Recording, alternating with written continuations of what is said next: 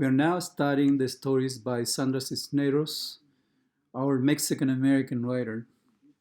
And at this time, I just want to go over the story Mexican movies. As I said in the previous session, these stories do not seem too complicated, and they are simple narratives with some anecdote, beginning, middle, and end. And so I think you can easily read them and understand more or less what is going on in terms of the anecdote and what the narrator is telling us. Just would like to add a few things to make maybe your reading more meaningful. That's all I'm trying to do here for in terms of my comments. So in this story, what we have is a family going together to the theater. It seems that it's impossible for the parents to leave the children at home, and that's why we have them uh, going along to the theater. But perhaps, so there wouldn't be babysitters, right? But perhaps that's not necessarily what takes place. Um, I would like to suggest that it may be a family activity no matter what. That as we see, other children are also there throughout the story, right? And maybe this is sort of a community event for families to go all together along with their children, and noises will happen. More or less, some messiness will be added to the whole event, as it is somehow clearly described when children get on a stage and people start yelling at them, or something like, for example, in Spanish, que saquen a ese niño, que saquen a ese niño. Get that child out of there, off there, right? Get the child out of there. Que saquen a ese niño. So it's part of the fun of being together and making family life together. So I think the narrator is telling us that without this event, she wouldn't know who major Mexican iconic personalities um, were part of the lives of her parents. But also, she's saying like Pedro Armendáriz, uh, an actor that was born in 1912 and died in 1963. And then we have Pedro Infante, a major iconic musician that was also included in films like, if we remember, Frank Sinatra in the States, or Elvis Presley.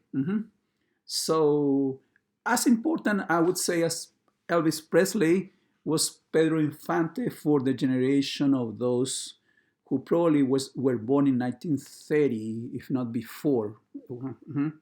If not before. So, how could the narrator relate to her own Mexican American culture unless her whole family was to go together to watch these films, Mexican or not, uh, at the theater, at the movie theater? No, it would be impossible. So from the beginning, she's telling us, this is my ethnicity, this is my culture, and this is the way I got engaged somehow in admiration about these iconic figures for Mexicans and Mexican Americans.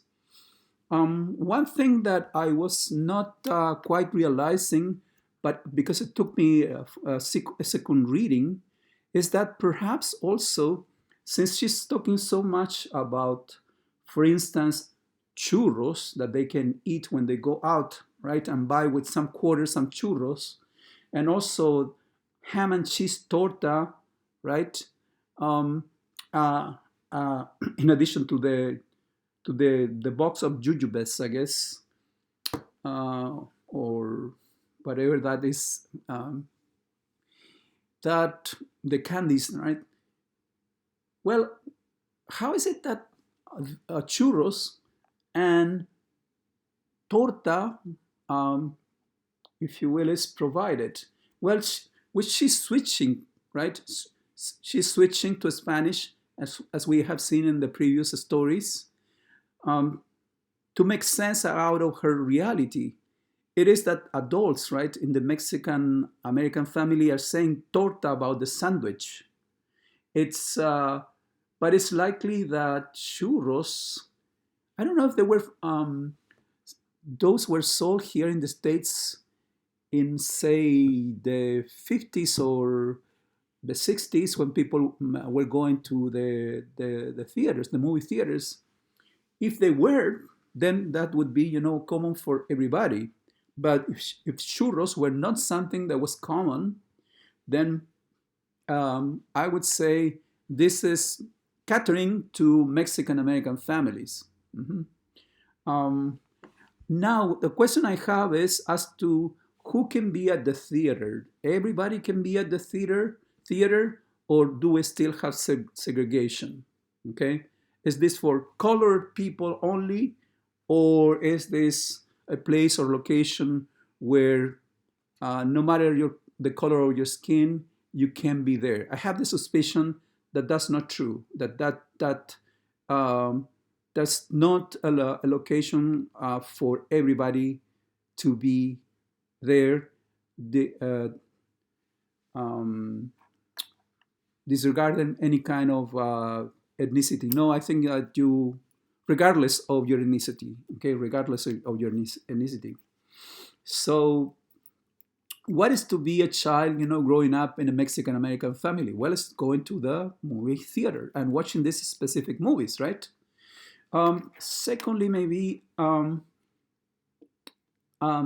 just the ending, one sentence. Maybe I would like to comment on the sentence that goes, "It is nice to go on pretending with our eyes shut," because here's the best part, and this is the resolution of the story, right?